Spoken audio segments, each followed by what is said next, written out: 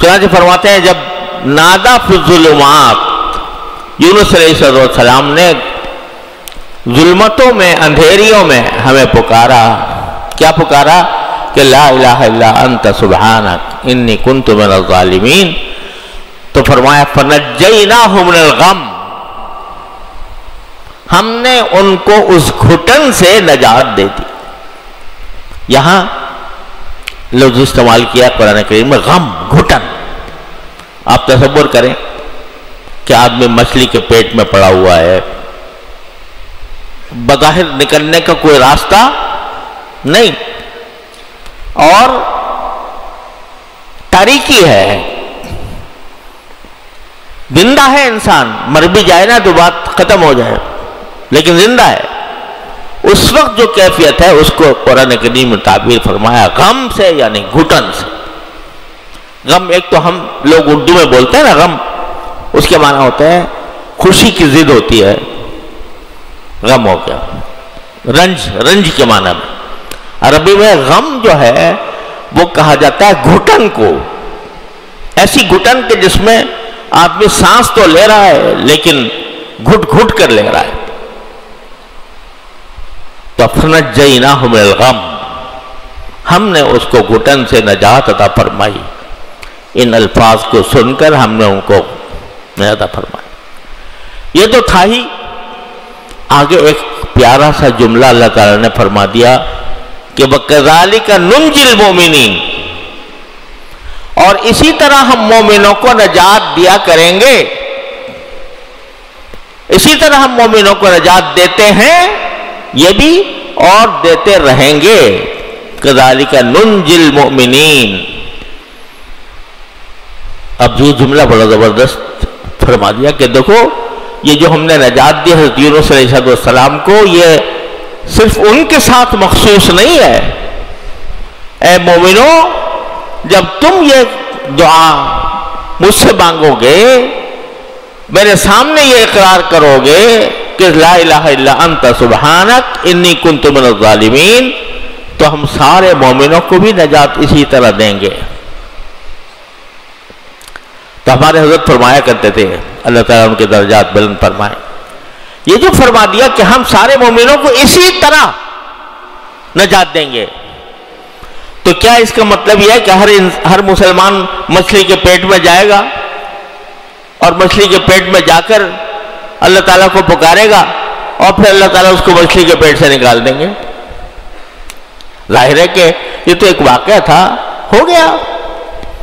اب یہ مچھلی کے پیٹ میں جانا کوئی ایسا قصہ تو ہے نہیں کہ صبح شام ہوا کرے، ہر آدمی کے ساتھ پیش آئے۔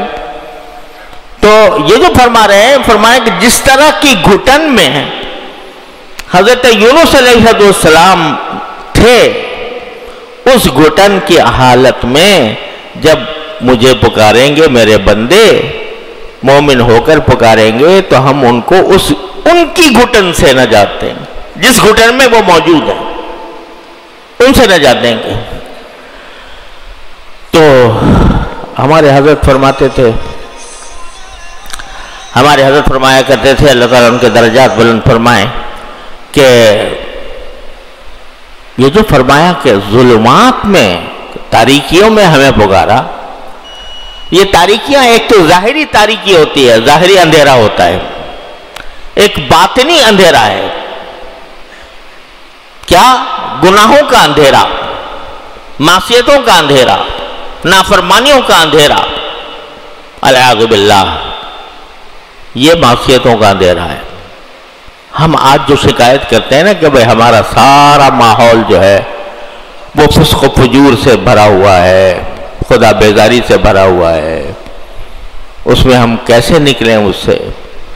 تو ہمارے حضرت فرماتے تھے کہ اس طرح نکلو جیسے کہ یونس علیہ السلام نکلے تھے۔ یہ اندھیریاں ہی تو ہے نا، یہ مچھلی کے پیٹ کی اندھیریاں نہیں، اس سے زیادہ خطرناک اندھیریاں ہیں۔ یہ کفر کی اندھیری، یہ فسق و فجور کی اندھیری، یہ بدعات کی اندھیری، یہ مچھلی کے پیٹ کی اندھیریوں سے زیادہ خطرناک۔ تو یہاں باری تعالیٰ فرما رہے ہیں کذالک ننجی المؤمنین، تم بھی کہو کہ لا الہ الا انت سبحانک انی کنت من الظالمین، میں ان اندھیریوں میں گھرا ہوا ہوں، ماحول کے اندھیریوں میں میں گھرا ہوا ہوں، وانت وانی کنت من الظالمین۔ تو قرآن نے وعدہ فرمایا کہ ذالک ننجی المؤمنین، نکالیں گے تم کو اس اندھیریوں سے ضرور۔ تو اس لیے ہمارے حضرت فرماتے تھے کہ یہ جو لوگ کہتے ہیں کہ جی ہم تو آپ نے اگر پیدا کیا ہوتا ہمیں حضور اقدس صلی اللہ علیہ وسلم کے زمانے میں، صحابہ کے زمانے میں، تو ہم بھی ویسے ہی ہو جاتے، آپ نے تو پیدا کیا ہمیں اس ظلمتوں کے ماحول میں، تو پھر ہم سے مطالبہ یہ ہو کہ تم بھی ابو بکر بنو، تم بھی عمر ابن خطاب بنو رضی اللہ تعالیٰ عنہم اجمعین۔ تو اللہ تعالیٰ فرماتے ہیں ارے ظلمتوں ہی میں تو ہو، پکارو ہمیں کہ لا الہ الا انت سبحانک انی کنت من الظالمین، یہ پڑھ کر پکارو تو انشاءاللہ ہم تمہیں ان اندھیریوں سے نکالیں گے۔